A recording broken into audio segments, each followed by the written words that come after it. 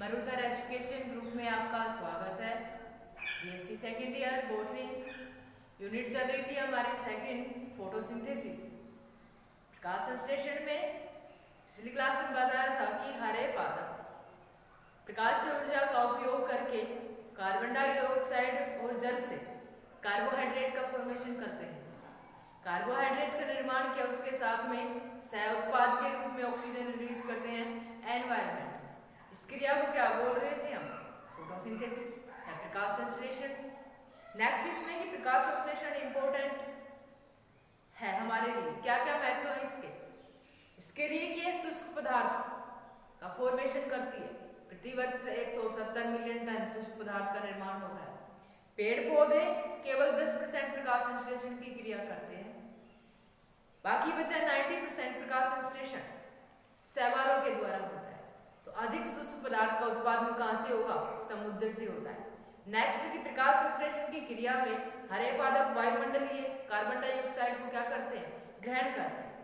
ग्रहण करके कार्बोहाइड्रेट का निर्माण कर रहे हैं, मतलब एनवायरनमेंट में जो उसकी मात्रा है उसको नियंत्रित करते हैं। इसके साथ में जो उसकी मात्रा बढ़ रही है उसे भी क्या करते हैं? बैलेंस करके रखते हैं। कैसे बैलेंस होगी कि CO2 ग्रहण कर रहे हैं और वापस एनवायरनमेंट में क्या रिलीज कर रहे हैं? ऑक्सीजन रिलीज कर रहे हैं। CO2 अगर बढ़ेगी तो टेम्परेचर बढ़ता है। नेक्स्ट की प्रकाश संश्लेषण की क्रिया द्वारा हरे पादप अपना भोजन बना रहे हैं। उत्पादक है, एक इकोसिस्टम में उत्पादक का कार्य कर रहे हैं जो कि भोजन बना रहे हैं। इन पेड़ पौधों पर अन्य जीव भोजन के लिए क्या रहते हैं? निर्भर रहते हैं। खुद के अलावा दूसरे जीवों के लिए भी क्या बनाते हैं? ये भोजन का निर्माण करते हैं। तो इसका महत्व। नेक्स्ट हम बात करें कि प्रकाश संश्लेषण की क्रिया होती किसके द्वारा? प्रकाश संश्लेषण की क्रिया होती है क्लोरोप्लास्ट के द्वारा। क्लोरोप्लास्ट में सबसे पहले कि क्लोरोप्लास्ट की खोज किसने करी? एक साइंटिस्ट था ह्यूगो वॉन मोहल। उसने सबसे पहले क्लोरोप्लास्ट को खोजा। सबसे पहले खोज करी इसकी ह्यूगो वॉन मोहल ने क्लोरोप्लास्ट की खोज की। नेक्स्ट दूसरा साइंटिस्ट आया सिंपल। उसने इस क्लोरोप्लास्ट को क्लोरोप्लास्टिड नाम दिया। खोज किसने करी? ह्यूगो वॉन मोहल ने। नेक्स्ट सिंपल ने इसे नाम दिया क्लोरोप्लास्टिड।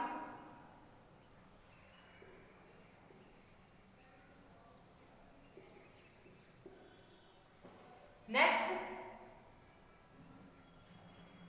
इसका क्लोरोप्लास्ट नाम, क्लोरोप्लास्टिड को क्लोरोप्लास्ट नाम दिया स्ट्रासबर्गर ने।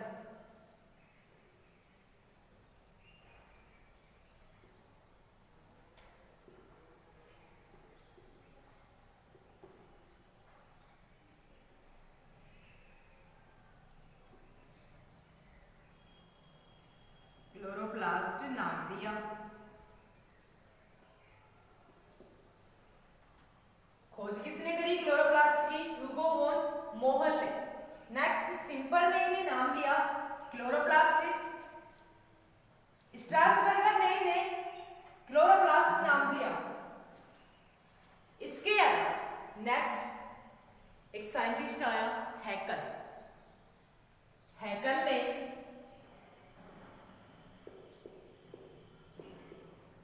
सबसे पहले लवक शब्द का प्रयोग किया।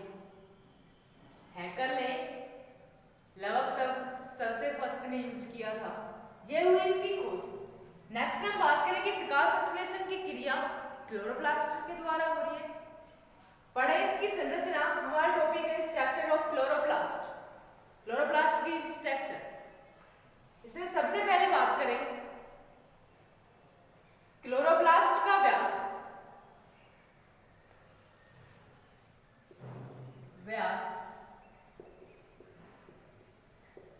4 से 6 म्यू तथा इसकी मोटाई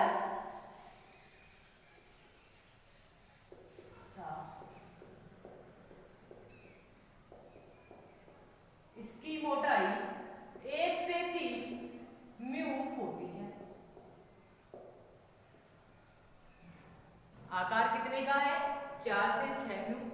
नेक्स्ट इसकी मोटाई होती है 1 से 3 म्यू। नेक्स्ट हम इसमें बात करें कि क्लोरोप्लास्ट एक डबल मेम्ब्रेन ऑर्गन है। 2 झिल्लियां पाई जाती है इसकी स्ट्रक्चर में। ये इसकी स्ट्रक्चर है। सबसे बाहर की ओर इसमें आउटर मेम्ब्रेन पाई जा रही है, आउटर मेम्ब्रेन के अंदर की ओर इसमें इनर मेम्ब्रेन पाई जा रही है। डबल मेम्ब्रेन ऑर्गेनल है, 2 झिल्लियां पाई जाती है। बाहर की ओर पाई जाने वाली को आउटर मेम्ब्रेन बोल रहे हैं और अंदर की ओर पाई जाने वाली झिल्ली को क्या बोल रहे हैं? Inner membrane. इस एक झिल्ली की मोटाई कितनी होती है? 40 से 60 एंगस्ट्रॉम होती है, आउटर मेम्ब्रेन की और इनर मेम्ब्रेन दोनों की नहीं, कंबाइंड नहीं। एक झिल्ली की मोटाई है 40 से 60 एंगस्ट्रॉम, दूसरी की कितनी है? नेक्स्ट की इन दोनों झिल्लियों के बीच में, आउटर मेम्ब्रेन और इनर मेम्ब्रेन के बीच में खाली स्थान पाया जाता है। खाली स्थान भी इस खाली स्थान को या आउटर और इनर मेम्ब्रेन के बीच में जो स्पेस है उसको क्या बोल रहे हैं? पेरिप्लास्टिड स्पेस। कितनी जगह होती है? इसकी मोटाई मेम्ब्रेन आउटर मेम्ब्रेन की है 40 से 60 एंगस्ट्रॉम और इसकी भी 40 से 60 एंगस्ट्रॉम है। इन दोनों के बीच में स्पेस पाया जाता है, वो कितने एंगस्ट्रॉम का होता है? 25 से 75 एंगस्ट्रॉम का होता है। नेक्स्ट हम बात करें कि इसमें पेरिप्लास्टिड या इनर मेम्ब्रेन के अंदर की, पेरिप्लास्टिड के अंदर की और इनर मेम्ब्रेन के अंदर की ओर इसमें तरल पदार्थ भरा हुआ रहता है। तरल पदार्थ जिसे क्या कहते हैं? स्ट्रोमा कहते हैं। इसे बोल रहे हैं स्ट्रोमा या अधात्री बोलते हैं हिंदी में इसे। नेक्स्ट कि क्लोरोप्लास्ट में डीएनए, आरएनए, फॉस्फोलिपिड, प्रोटीन पाए जाते हैं। नेक्स्ट इसमें डीएनए कितने परसेंट है स्ट्रोमा में? 0.5%। नेक्स्ट आरएनए पाया जा रहा है इसमें 3 से 5%। ये ऑस्मोफिलिक ड्रॉपलेट्स, किसमें? प्रोटीन, कार्बोहाइड्रेट उपस्थित होता है इसके स्ट्रोमा में। ये तो थी इसकी स्ट्रक्चर, बाहर वाली स्ट्रक्चर और इसका स्ट्रोमा वाला। नेक्स्ट इसमें सबसे मेन होता है कि प्रकाश संश्लेषण की क्रिया हो किसके द्वारा है? सबसे इंपॉर्टेंट पार्ट होता है इसमें क्लोरोप्लास्ट में ये वाला। क्लोरोप्लास्ट के स्ट्रोमा में सिक्के के समान चपटी संरचनाएं पाई जाती हैं, पटलिकाएं पाई जाती हैं। एक चपटी गोलाकार संरचना है ऐसे, जिसे क्या बोल रहे हैं हम? थाइलेकोइड। एक को बोल रहे हैं थाइलेकोइड। ये थाइलेकोइड एक के ऊपर एक व्यवस्थित होकर सिक्के की ढेरी के समान संरचना का क्या करती है? निर्माण करती है। एक संरचना थी, एक पटलिका थी, चपटी, उसे क्या बोल रहे हैं हम? थाइलेकोइड। ये थाइलेकोइड एक के ऊपर एक ऐसे जमा होकर या व्यवस्थित होकर किसका निर्माण कर रहे हैं? सिक्के की ढेरी के समान संरचना का निर्माण कर रहे हैं, जिसे क्या बोलेंगे हम? ग्रेनम। ग्रेनम। नेक्स्ट की ग्रेनम की संख्या क्लोरोप्लास्ट के स्ट्रोमा में 1 से अधिक होती है। ऐसा नहीं है कि एक ही है, ये इसकी संख्या 1 से अधिक होती है। 1 से अधिक है तो ये ग्रेना आपस में एक लैमिला के द्वारा जुड़े हुए रहते हैं। लैमिला के द्वारा जुड़े हुए हैं, ग्रेनम है, ग्रेनम लैमिला के द्वारा जुड़ा है तो इसको क्या बोलेंगे? ग्रेनम। ग्रेनम लैमिला या इसे बोलते हैं फ्रेट्स। फ्रेट्स भी बोलते हैं, ग्रेनम लैमिला भी बोलते हैं। शॉर्ट क्वेश्चन में पुटअप हो जाए कि ग्रेनम आपस में किसके द्वारा जुड़े हुए रहते हैं, तो ऑप्शन दोनों में, दोनों ही होते हैं। ग्रेनम लैमिला या इसे फ्रेट्स भी बोल रहे हैं। एक चपटी संरचना थी, उसे बोल रहे थे थाइलेकोइड। थाइलेकोइड बहुत सारे विकसित हो गए, एक पैकेट के समान संरचना बना रहे हैं, उसे क्या बोल रहे हैं हम? ग्रेनम। और ग्रेनम आपस में किसके द्वारा जुड़े हुए रहते हैं? ग्रेनम लैमिला या फ्रेट्स के द्वारा जुड़े हुए रहते हैं। नेक्स्ट हम बात करेंगे इसमें कि थाइलेकोइड की सतह पर, पहले तो ये कि थाइलेकोइड बना किसका होता है? थाइलेकोइड लिपिड और प्रोटीन की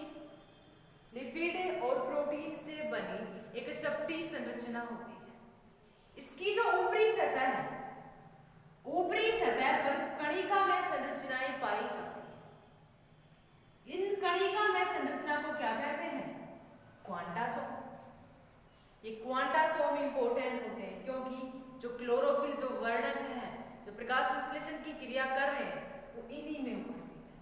थाइलेकोइड और थाइलेकोइड की अपर सरफेस पर, ऊपरी सतह पर क्वांटासोम उपस्थित है, कणिका में संरचनाएं उपस्थित है। इस एक क्वांटासोम में बहुत सारे उपस्थित है। इसमें इस एक क्वांटासोम में 230 मॉलिक्यूल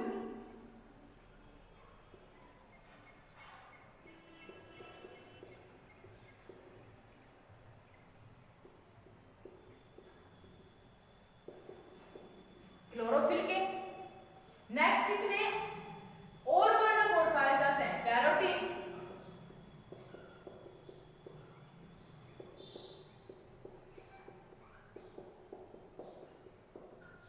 ज़ैंथोफिल। एक क्वांटासोम में 230 अणु पाए जा रहे हैं क्लोरोफिल के। इसके साथ साथ में जो बच गए जो वर्णक है, कैरोटीन, ज़ैंथोफिल, फाइकोसाइनिन, ये अदर और पाए जा रहे हैं इसमें।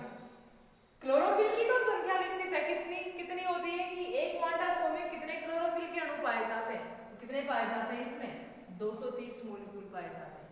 ये जैसे ही सूर्य का प्रकाश दिन के समय में थाइलेकोइड की सतह पर पड़ा, उसमें क्वांटासोम में भी प्रकाश संश्लेषी वर्णक है। इन प्रकाश संश्लेषी वर्णकों ने सूर्य के प्रकाश को क्या किया? ग्रहण किया। नेक्स्ट वायुमंडलीय CO2 और H2O के साथ में क्रिया करके किसका निर्माण करता है? ये कार्बोहाइड्रेट का निर्माण करता है। इस क्रिया को क्या बोलेंगे? प्रकाश संश्लेषण। ये हुई हमारी क्लोरोप्लास्ट की स्ट्रक्चर। बात करेंगे प्रकाश संश्लेषण की क्रिया पादपों में क्लोरोप्लास्ट के द्वारा होती है। उसमें भी सबसे पहले लवक शब्द का सबसे पहले उपयोग किसने किया? हैकेल नामक साइंटिस्ट ने किया। क्लोरोप्लास्ट की खोज किसने करी? ह्यूगो वॉन मोगल ने। क्लोरोप्लास्टिक नाम दिया इसे सिम्पर नामक साइंटिस्ट ने। नेक्स्ट क्लोरोप्लास्ट नाम दिया इसे स्ट्रासबर्गर ने। क्लोरोप्लास्ट एक डबल मेम्ब्रेन ऑर्गेनेल्स है जिसका व्यास होता है 4 से 6 म्यू और इसकी मोटाई होती है 1 से 3 म्यू। सबसे बाहर की ओर इसमें आउटर मेम्ब्रेन पाई जाती है, अंदर की ओर इनर मेम्ब्रेन पाई जाती है। प्रत्येक मेम्ब्रेन की, आउटर और इनर की, प्रत्येक की अलग अलग मोटाई कितनी होती है? 40 से 60 एंगस्ट्रॉन होती है। इन दोनों मेम्ब्रेन के बीच में, दोनों झिल्लियों के बीच में स्पेस पाया जाता है, खाली स्पेस होता है। उसे क्या बोल रहे हैं? पेरिप्लास्टिड स्पेस। कितने का होता है? 25 से 75 एंगस्ट्रॉन का। नेक्स्ट इसमें कि इनर मेम्ब्रेन के अंदर की ओर इसमें तरल पदार्थ भरा हुआ होता है। तरल पदार्थ को क्या बोल रहे हैं? स्ट्रोमा। स्ट्रोमा में क्या क्या उपस्थित है? ये ग्रेनम है, नेक्स्ट DNA है, RNA है, फॉस्फोलिपिड है, प्रोटीन है। ऑस्मोफिलिक ड्रॉपलेट्स क्या पाया जाता है इसमें? स्टार्च पाया जाता है, कार्बोहाइड्रेट, प्रोटीन वगैरह इसमें स्ट्रोमा में उपस्थित होते हैं। नेक्स्ट DNA कितने परसेंट उपस्थित है? 0.5% और RNA है 3 से 5%। नेक्स्ट इसमें कि चपटी संरचनाएं पाई जाती है सिक्के के समान। इस एक चपटी संरचना को तो क्या बोल रहे हैं? थाइलेकोइड, जो किससे बनी है? लिपिड और प्रोटीन से बनी होती है। ये थाइलेकोइड एक के ऊपर एक व्यवस्थित होकर सिक्के के समान ढेरियों को क्या करती है? एक पैकेट के समान संरचना क्या करती है? निर्माण करती है। सिक्के को एक के ऊपर एक रखने से इसी प्रकार की संरचना का निर्माण होता है, जिसे क्या बोल रहे हैं हम? ग्रेनम। ग्रेनम की संख्या क्लोरोप्लास्ट के स्ट्रोमा में 1 से अधिक होती है। ये आपस में फ्रेट या ग्रेनम लैमेला के द्वारा क्या रहते हैं? जुड़े हुए रहते हैं। नेक्स्ट इसमें क्लोरोप्लास्ट की जो थाइलेकोइड है अंदर की, थाइलेकोइड की अपर सरफेस पर कणिका में संरचनाएं पाई जाती हैं। कणिका में संरचना को क्या बोलेंगे? क्वांटासोम। एक क्वांटासोम में 230 मॉलिक्यूल तो होते हैं क्लोरोफिल के, और नेक्स्ट इसमें अदर जो पिगमेंट है वो भी पाए जाते हैं। तो ये हुई क्लोरोप्लास्ट की स्ट्रक्चर।